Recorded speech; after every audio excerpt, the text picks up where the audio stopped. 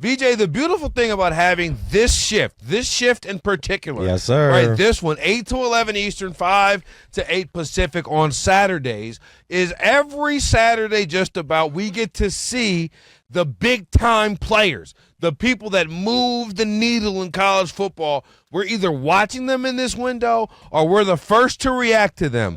Last week, we were watching Alabama and Georgia in that first half, talking about how the Crimson Tide looked like the best team in the nation, talking about how Jalen Milroe looked like one of the – I mean, just, you had Mel Kiper putting them in a 1.1 in terms of the NFL draft. All of a sudden, they walk into – where's Vanderbilt? Nashville? They walk into Nashville, Tennessee, and all of a sudden, they come out there and they get their country asses whooped. Yeah, man. Right? Because that was look, I watched that whole game sitting at that update desk, VJ. I don't care what the point spread was. I know Alabama was prohibitive favorites. I watched that game. Vanderbilt pushed Alabama around from start to finish. They deserved. The right team won today. Yeah, not only that. First of all, what's going on, brother? How you doing, man? How's everybody out there doing in radio? Listening to Land Fox Sports Radio.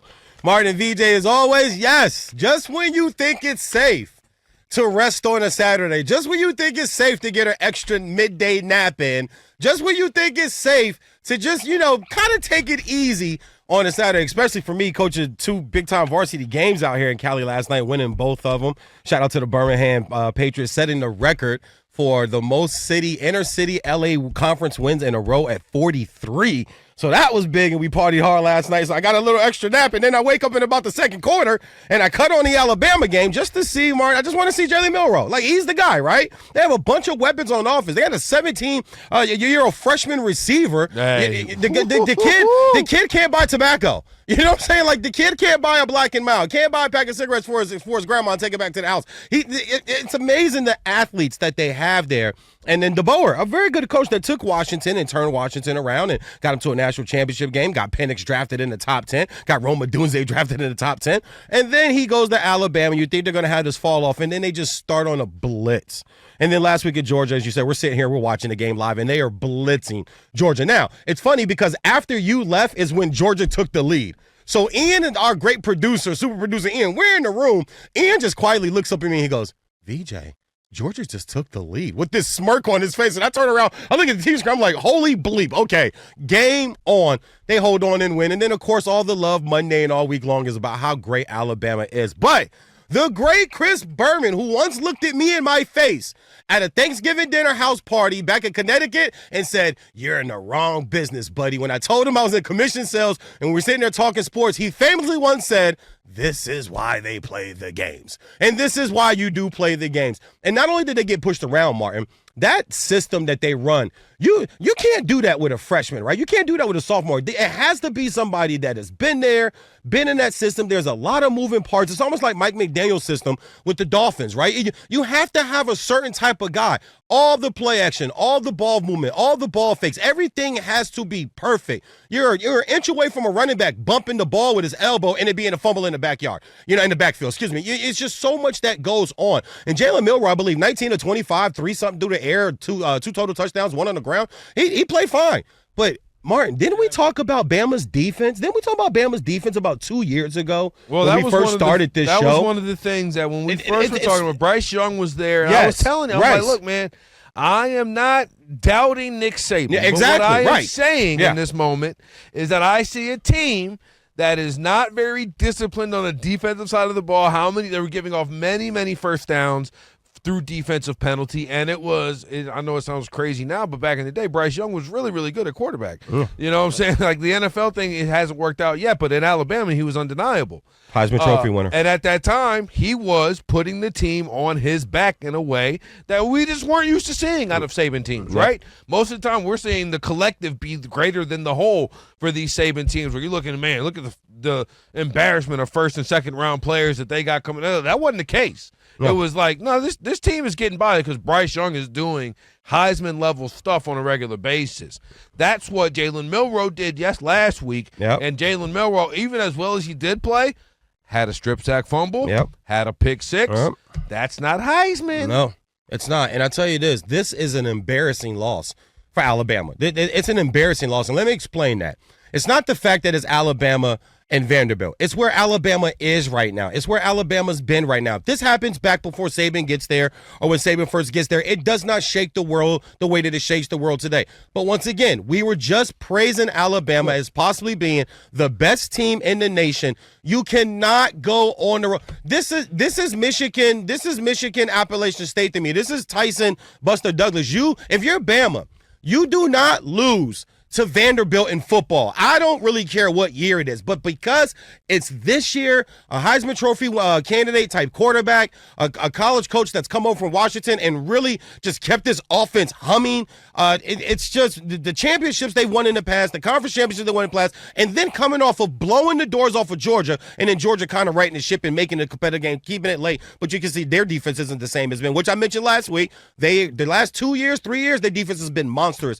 This year, it's not the same defense. They don't have the same Jimmys and Joes. But to me, this is a bad loss for Alabama. But it's more of an embarrassing loss for Alabama because you just don't go to Vanderbilt. This is at Tennessee, maybe at South Carolina or something. But Vanderbilt, absolutely not. Now, do I think Bama can bounce back? Of course. They have players. They got coaches. They got pedigree. They got tradition. They have the better players in the nation.